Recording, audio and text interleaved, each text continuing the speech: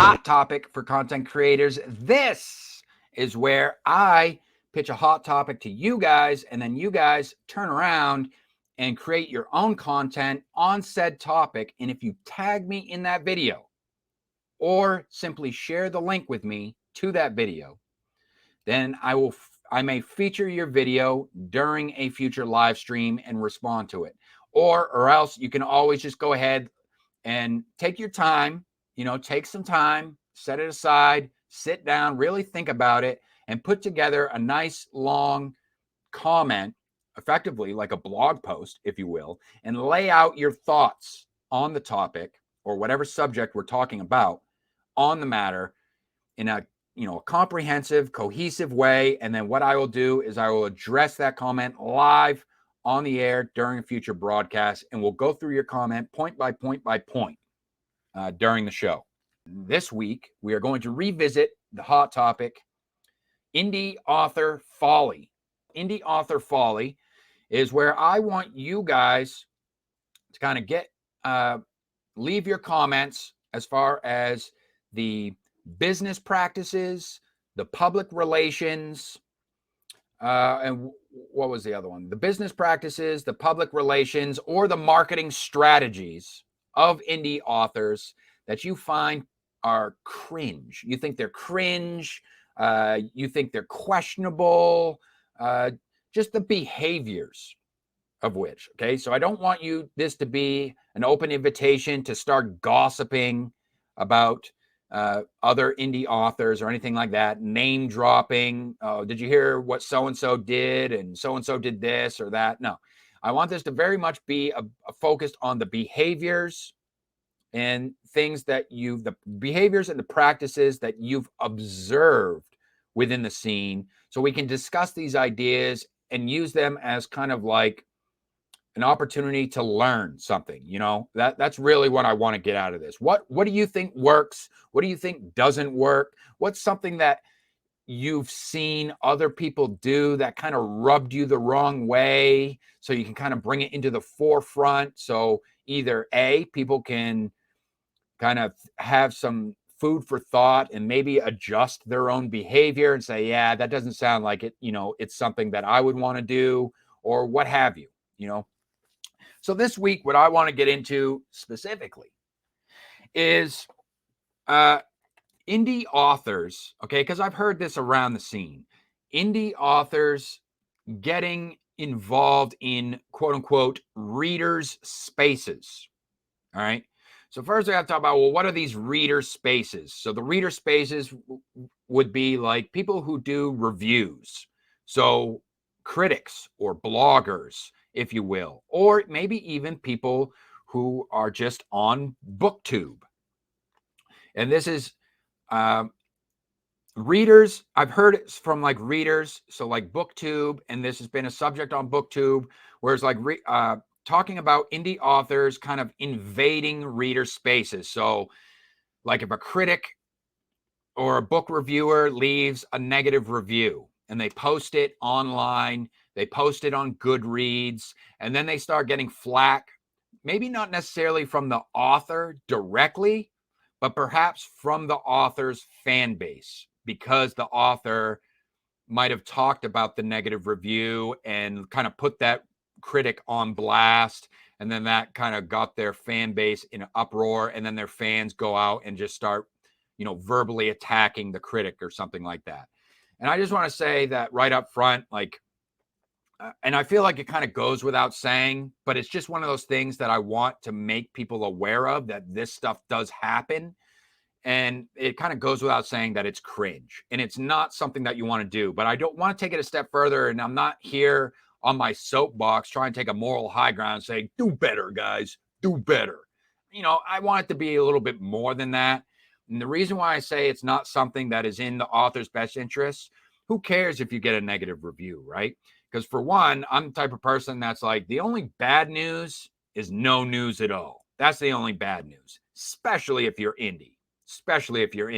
Now, some people might have some reservations as far as that goes, and they might say, well, if it's a really big name booktuber, for instance, say the BookTube content creator or reviewer actually has a bigger following than, say, the author has?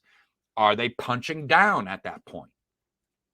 And I don't know, as someone who reviews indie works as well, well, for one, I'm in a standpoint where it's like my YouTube channel isn't that huge to begin with. So I don't really have that people can like point out. But at the same time, I'm also an indie author myself. So there's also that thing where it's like indie authors, if they review other indie authors' books, then there's like, I've heard this retaliation thing where indie authors will then turn around and they'll say, oh, yeah, you're going to give my book a negative review. Well, I'm going to turn around and I'm going to use Goodreads on you, and I'm going to have people review bomb your books, which I've heard. I haven't actually seen happen for myself, but I've heard through the grapevine that it's happened to other authors. For me personally, I couldn't care less. I really couldn't. If anything, I would say the only bad news is no news at all. You know, even if people are doing negative reviews, I feel like if you have any kind of sense about you whatsoever, you can kind of tell people who actually read the book versus people who are just kind of like talking shit, as far as that goes. But as far as indie authors, quote unquote, invading reader spaces, I have a couple things to say about that. One is I think that it's a bad idea overall to like lash out at reviewers in general. Like if somebody's reviewing, if someone takes the time, especially in like my case, like I haven't had any so far, I haven't had any indie authors. I haven't had any problems with indie authors whatsoever saying anything, coming at me for the editorials that I've written on their work. And I've written some pretty scathing editorials, but I always make it a point to focus on the work itself and not the author. Okay, so that's one thing that I need to bring up again in a second here. But just to stay on point with the indie authors, it's not a good idea to kind of get into these spaces and get all butthurt over a negative review and start questioning. Don't start questioning. It's like the book itself. You know, say the critic, even if the critic misunderstood something about the book itself, or they didn't interpret it kind of in a particular way that maybe as the author might have intended or something like that, just let it go. Just let it go. It's like because I feel like the more you talk about your work as an author, the less likely it's going to be that people are going to be inspired to pick up your work, because you're explaining everything that happens in the book. In other words, the more that you as the author of the work kind of explain away, the less reason there is for a reader to pick up the work, and because there's not much left to interpretation at that point. You know what I mean? Yeah, you're not leaving much. You know what that means? You're not leaving much desired in terms of the imagination, not leaving much for the imagination as far as that goes. So even if critics get it wrong, who cares?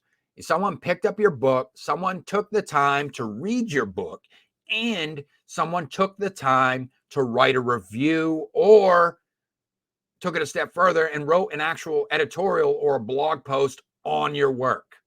That's huge. You know, if anything, I want to encourage more people. We need more people out here to do that. I'm only one guy. I can only read so many indie books, you know, at a time. I'm a mood reader. You know, I'm not reading double-digit books every month. So but when I do read a book, I will take the time to sit down, reflect upon the material, and take the time to sit down and write out an editorial and post a review on said work. You know, and we need more people out here involved in the scene. And I've said this before, if you want to focus on just wearing that hat, you just want to be a critic, then you could do so. And I feel like, in all fairness of booktubers and the critics out there, bloggers, reviewers, I agree with you in so much as that I don't think that you should be getting attacked by authors' fan base or anything like that, or harassed in any shape, fashion, or form directly by the author themselves for whatever it is. that you have to say about their work, no matter how scathing the review. You, as the reviewer, owe the author diddly friggin' squat. You owe the author nothing. You do not have to explain yourself. You do not have to explain your critiques. You do not have to explain away your review, why you thought this way, why you thought that way. It's your experience with the book.